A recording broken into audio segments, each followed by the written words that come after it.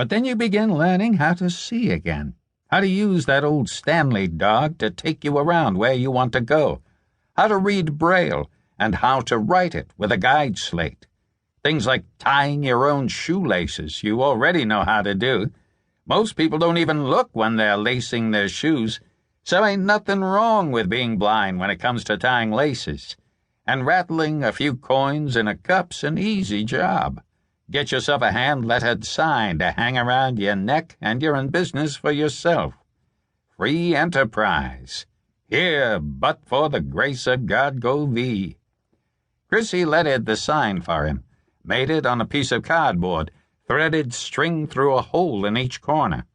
The sign, the tin cup, Stanley, the black lab, and he was well on his way to making a fortune. He would forever be grateful to the war. Otherwise, how could he have got started in his own business? That was 10 years ago. Full disability pension, tin cup, rattle, rattle the coins in it, listen for the sound of more coins. Add them up at the end of the day.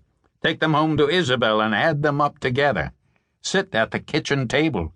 Spread the coins on the oilcloth cover, her hands and his hands feeling the coins, separating them, feeling.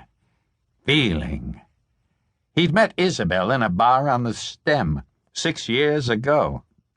He was a pretty good beggar by then, shuffling along behind old Stanley, listening to the hum of the city around him, picking out sounds in the air, entertaining himself with the sounds as he moved slowly along the sidewalk, jingling the coins in the cup, sign around his neck, a new one, lettered by a man who ran a shop on South 12th, right hand holding onto Stanley's harness.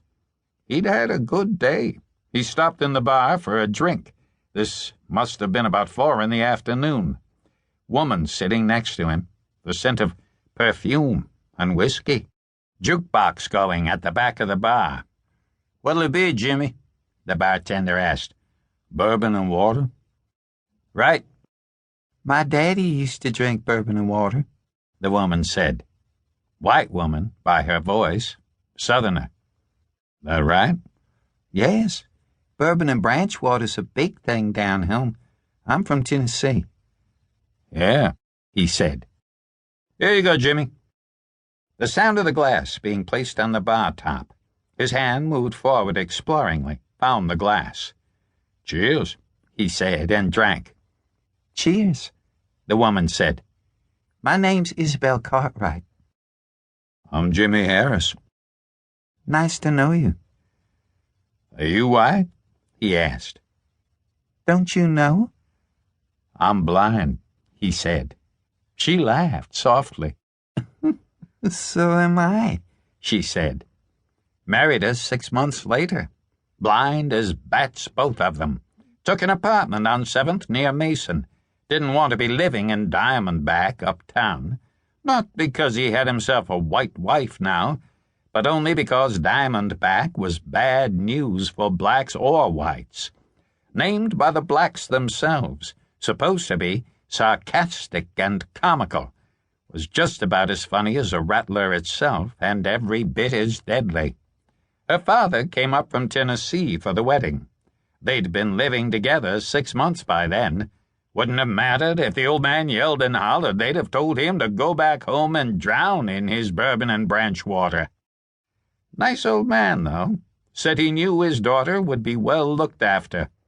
Marrying a man who couldn't see his own hand in front of his own black face, but sure, he'd look after her. Well, he had. They danced together sometimes. Put on the radio, danced to it. He used to be some dancer before the war. Secret music. He heard secret music all the time, same as the lights that flashed. Used to think being blind meant darkness all the time. Wasn't so. Lights flashing, electrical impulses from the brain, memory images, whatever. Lots of action in his head all the time. Couldn't see nothing in front of his eyes, but saw plenty behind them. Touched her face. Beautiful face.